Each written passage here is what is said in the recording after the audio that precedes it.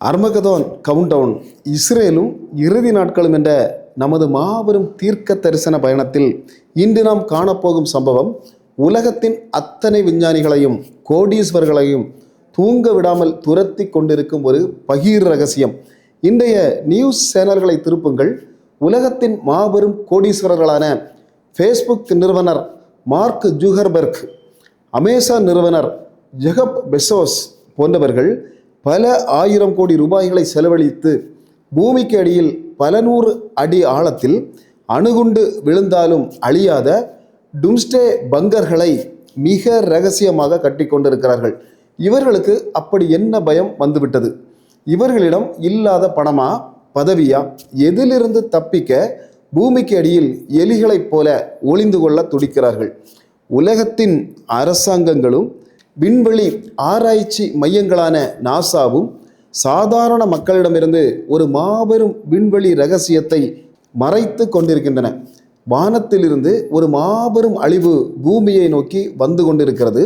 அது என்ன அழிவு என்று 2000 வருடங்களுக்கு முன்பே இயேசு கிறிஸ்துவும் அப்போஸ்தலனாகிய யோவானும் மிக துல்லியமாக பைபிளில் எழுதி வைத்து விட்டார்கள். ஆதியாகமத்தில் மனிதன் கட்டிய கோபுரம் எப்படி தரைமட்டமானதோ அதுபோல இன்று மனிதன் கட்டும் இந்த பாதாள அறைகளும் எப்படி சுக்கு நூறாக போகின்றன. உலகத்தின் கடிகாரம் தன் இறுதி நொடிகளை எண்ணத் தொடங்கிவிட்டது. முதலில் ஆதியாகமத்தின் இரகசிய பக்கங்களை புரட்டுவோம். மனிதர்கள் ஏன் தேவனை விட்டு தப்பிக்க பிரம்மாண்டமான கட்டடங்களை கட்டுகிறார்கள்?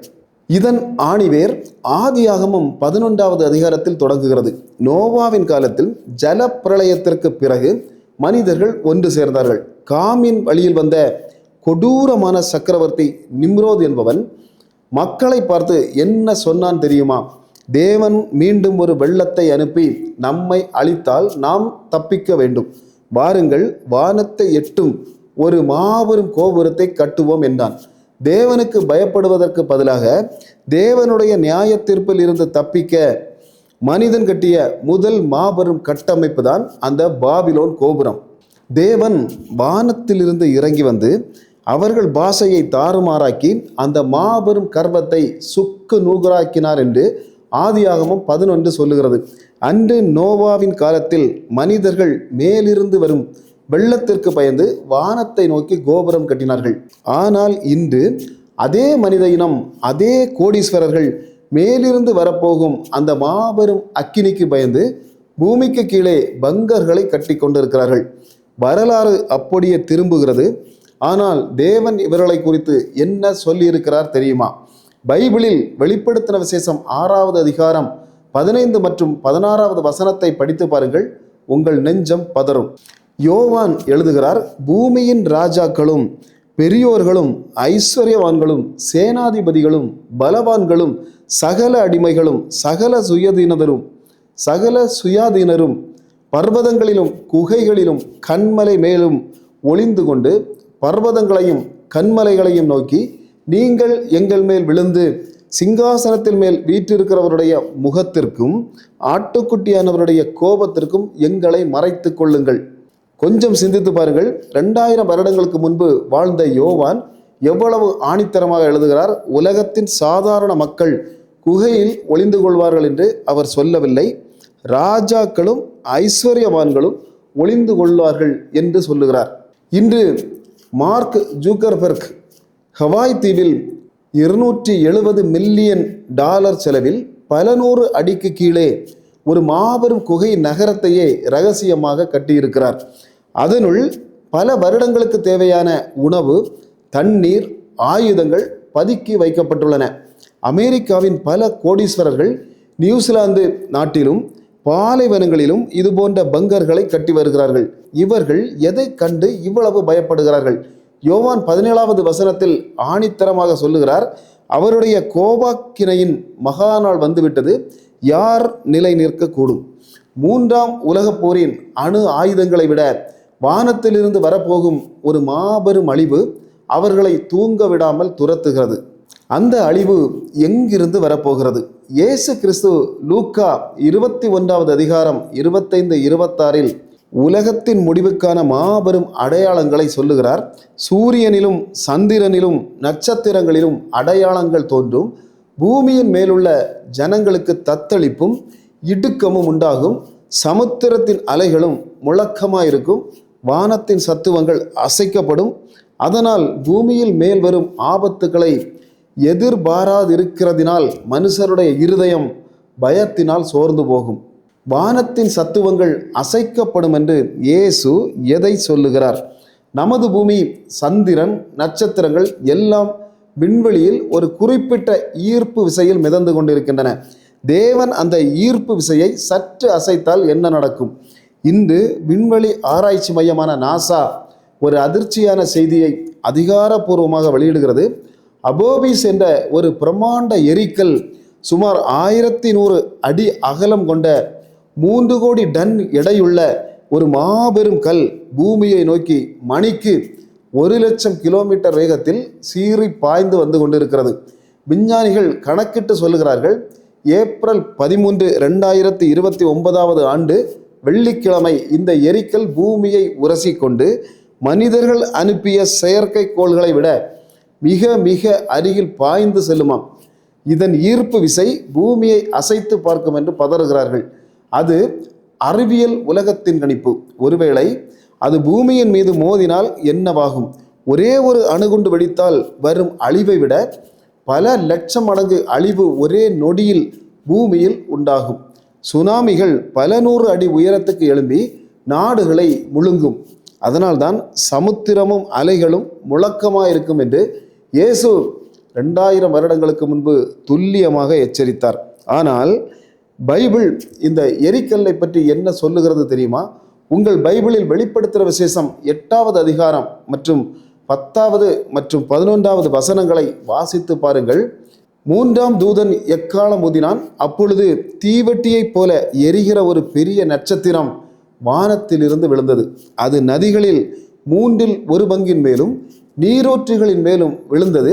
அந்த நட்சத்திரத்திற்கு எட்டி என்று பெயர். அதனால் தண்ணீரில் 1/3 பங்கு எட்டி ஆயிற்று. தண்ணீர் கசப்பானபடியால் அதை குடித்த மனுஷரில் அநேகர் செத்து போனார்கள். தீவெட்டியைப் போல எரிகிற பெரிய நட்சத்திரம் என்று யோவான் 2000 வருடங்களுக்கு முன்பு எதை பார்த்தார்? அது விண்வெளியில் இருந்து பல லட்சம் டிகிரி நெருப்போடு சீறிப்பாயும் ஒரு மாபெரும் எரிக்கல் தான். அந்த நட்சத்திரங்களில் பெயர் என்ன? எட்டி என்று அபோபிஸ் என்ற விஞ்ஞானிகள் பெயர் வைத்துள்ள அந்த எரிக்கல் பூமியின் சமுத்திரங்களிலோ அல்லது நதிகளிலோ விழுந்தால் என்ன நடக்கும் தெரியுமா? அந்த விண்கல்லில் உள்ள கொடிய கதிரியக்க இரசாயனங்கள் பூமியின் நன்னீர் ஆதாரங்கள் முழுவதையும் விஷமாக மாற்றிவிடும். தண்ணீரில் 1/3 பங்கு கசப்பானது என்று பைபிள் ஆணித்தரமாக சொல்லுகிறது. இன்று 3ஆம் உலகப் போரினால் உலக நாடுகளின் பொருளாதாரமே ஆட்டம் கண்டு கொண்டிருக்கிறது. ஆனால் இந்த எரிக்கல் விழும்போது பல கோடி மக்கள் குடிக்க ஒரு சொட்டு தண்ணீர் இல்லாமல் அந்த விஷ தண்ணீரை குடித்து துடிதுடித்து சாவார்கள் என்று யோவான் எச்சரிக்கிறார். இப்போது மீண்டும் அந்த கோடீஸ்வரர்களின் பங்கர்களுக்கு வருவோம். வானத்திலிருந்து இப்படி ஒரு மாபெரும் அக்கினி விழும்போது பூமிக்கு அடியில் ஒளிந்து கொண்டால் தப்பித்து விடலாம் என்று அவர்கள் நினைக்கிறார்கள். ஆனால் மனிதன் பூமிக்கு அடியில் ஒளிந்து கொள்வது சரித்திரத்தில் இது முதல் முறை அல்ல. தொல்பொருள் ஆய்வாளர்கள் துருக்கி நாட்டில் உள்ள கப்படோக்கியா பகுதியில் ஆராய்ச்சி செய்தபோது அதிர்ச்சியில் உறைந்து போனார்கள். அங்கே பூமிக்கு அடியில் பல 100 அடி ஆழத்தில் பல அடுக்கு மாடிகளை கொண்ட ஒரு மாபெரும் பாதாள நகரம் கண்டுபிடிக்கப்பட்டது. அதன் பெயர் டெரின்கியூ. ஆச்சரியம் என்னவென்றால் சுமார் 20,000 மக்கள் பல மாதங்கள் பூமிக்கு அடியிலேயே வாழ்ந்ததற்கான காற்றோட்ட வசதிகள், தண்ணீர் ஊற்றுகள், சமையல் அறைகள் அத்தனையும் பல 1000 வருடங்களுக்கு முன்பே அந்த பாறைகளை குடைந்து கட்டப்பட்டிருந்தன. எதற்காக அந்த பழங்கால மக்கள் இவ்வளவு ஆழமான பாதாள நகரத்தை கட்டினார்கள்? வரலாற்று ஆசிரியர்கள் சொல்லுகிறார்கள், வானத்திலிருந்து ஏதோ ஒரு மாபெரும் ஆபத்தோ அல்லது கொடூரமான எதிரிகளின் படையெடுப்போ வந்தபோது தங்களை காப்பாற்றி கொள்ள அவர்கள் எலிகளைப் போல பூமிக்கு அடியில் பல வருடங்கள் பதுங்கியிருந்தார்கள். அன்று டெரிங்குவில் மனிதன் கல்லால் பாதாள நகரத்தை கட்டினான். இன்று மார்க் ஜுகர்பர்க் காங்கிரட்டினாலும் டைட்டானியத்தினாலும் பாதாள பங்கர்களை கட்டி கொண்டிருக்கிறான். தேவனுடைய உக்கிர கோபம் வானத்திலிருந்து இறங்கும்போது எந்த பாதாள குகையும் மனிதனை காப்பாற்ற முடியாது. ஆமோஸ் தீர்க்கதரிசியின் 9வது அதிகாரம் 2வது வசனத்தில் தேவன் என்ன கர்ஜிக்கிறார் என்று பாருங்கள். அவர்கள் பாதாளம் வரைக்கும் தோண்டி பதுங்கிக் கொண்டாலும் என் கை அவர்களை அங்கே இருந்து பிடித்து இழுக்கும். அவர்கள் வானம் வரைக்கும் ஏறினாலும் அங்கே இருந்தும் அவர்களை இறங்க பண்ணுவேன். என்ன ஒரு மாபெரும் வார்த்தை பாருங்கள். நீங்கள் 1000 அடிக்கு கீழே பாதாளத்தில் காங்கிரீட் பங்கர்களை கட்டினாலும் சரி, அல்லது எலான் மாஸ்க் போல ராக்கெட்டை விட்டு செவ்வாய் கிரகத்துக்கு ஓடினாலும் சரி, என் கை உன்னை அங்கே இருந்து பிடித்து இழுக்கும் என்று அகில அண்டத்தின் தேவன் ஆணித்தரமாக சொல்லுகிறார். வெளிப்படுத்தின விசேஷம் 6 நாம் பார்த்தது போல அந்த உலக தலைவர்கள் குகைகளுக்குள் ஒளிந்து என்ன சொல்வார்கள் தெரியுமா? இந்த சுவர்கள் எங்களை காப்பாற்றும் என்று சொல்ல மாட்டார்கள். மாறாக, நீங்கள் எங்கள் மேல் விழுந்து சிங்காசனத்தின் மேல் வீற்றிருக்கிறவருடைய முகத்திற்கும் ஆட்டுக்குட்டியானவருடைய கோபத்திற்கும் எங்களை மறைத்து கொள்ளுங்கள் என்று பாறைகளை பார்த்து கெஞ்சுவார்கள் என்று வேதாகமும் நமக்கு எச்சரிக்கிறது.